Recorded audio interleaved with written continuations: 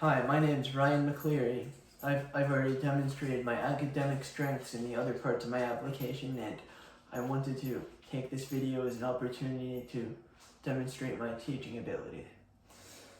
So, when I was in Calculus 1, my instructor, he was actually a graduate student at the time, and he showed us this famously counterintuitive example of a solid that has a finite volume and infinite surface area. It's called Gabriel's horn, and it's obtained by rotating about the x-axis the graph of the function f of x equals 1 over x.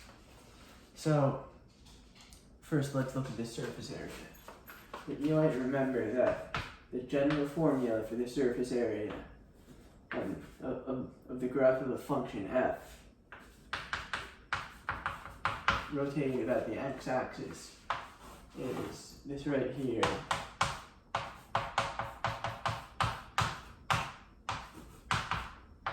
So the square root times the dx is really ds, where s is arc length.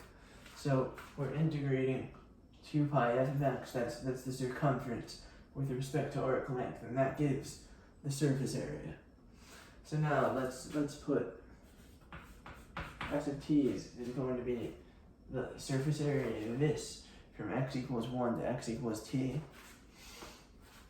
And that's equal to the integral from 1 to t 2 pi 1 over x square root 1 plus 1 over x to the 4th dx.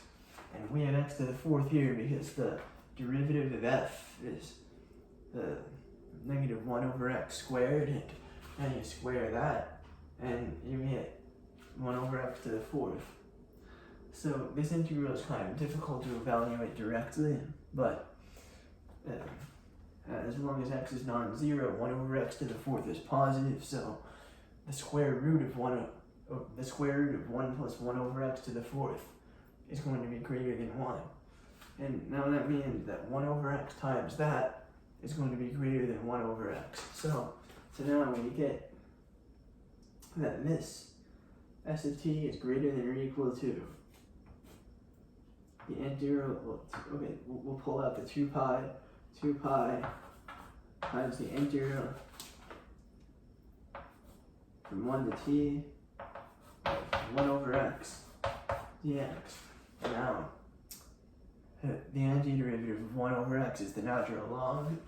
So we have this is equal to the natural log of t minus the natural log of x, and natural log of 1, and as the natural log of 1 is just 0, so we have that this is equal to 2 pi times ln of t, and as t tends to infinity, this tends to infinity also. So since this integral tends to infinity, s of t goes to infinity as t goes to infinity. And now, since the entire surface area is that limit, this shows that the surface area is infinite.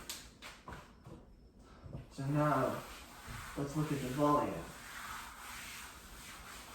So to find the volume, we take cross-sectional areas of this horn. And so since the cross-sectional area is a circle, that area is going to be pi r squared, where r is the function value at the point where we take the cross-section. So we have that the cross-sectional area is pi over x squared. So the volume is just going to be the integral from 1 to infinity of pi over x squared dx. And the antiderivative of pi over x squared is negative pi over x. So this is now equal to the limit as t goes to infinity of negative pi over x evaluated from t to 1, and that is the limit as t goes to infinity of pi minus pi over t, which is equal to pi. So not only is the volume finite, but it's equal to pi. Now, one of the reasons why I think Gabriel's horn is a really interesting and nice example is because it's extremely counterintuitive and paradoxical, but it can be understood with just basic calculus. So you can show this to a calculus class and hopefully everybody in it would understand and appreciate it.